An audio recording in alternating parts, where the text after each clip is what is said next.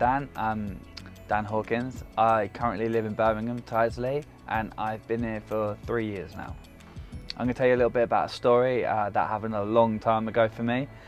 This is a period in my life where I'm going through heavy drugs. I'm just kind of living from paycheck to paycheck, just doing drugs every night pretty much, drinking a lot of the time. Obviously it starts off just smoking a bit of cannabis, doesn't it?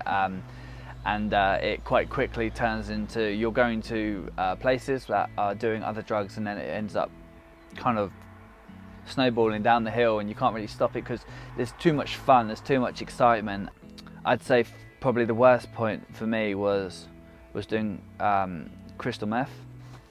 When I used to go raving, you know, my mates would come and pick me up, and I'd find myself completely off my head in a field in the middle of nowhere, listening to this music that was just blaring everywhere I went, and you can feel the pulse in the air.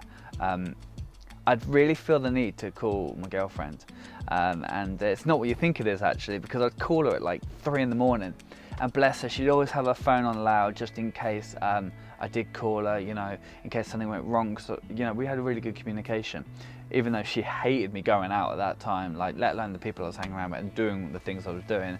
But I'd give her a call, and for some reason I just felt compelled to tell her about Jesus, and she'd listen. She'd sit and listen, and you know, at some point I'd get off the phone, and eventually, you know, after telling her so many stories and telling her about Jesus and how much he loves her, she decided to go on a walk one day. She did the movie thing where she cried out to God, and he replied to her for the first time in her life. He actually spoke back to her, and she went to church. Abby decided, right, that's it. Well, maybe I'm going to have to go to church. She went and found a church which was just down the road from where she lived.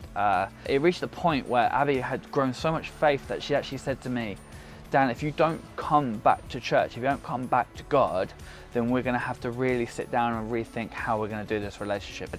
Like I said to God, I'm going to change. Steady and slowly, I did decide to change. It doesn't all happen at once.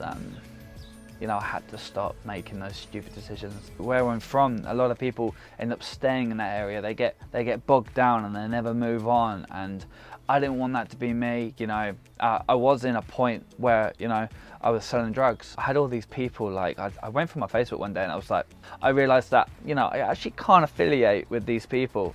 So I decided that, you know, some of the closest friendships I had, I basically said, you won't be seeing me anymore. A few years down the line, I'm here, I'm married, I've got a house. I'm about to finish my 2nd year of Bible college. I've got a good job. My wife's got a good job, and I'm happy.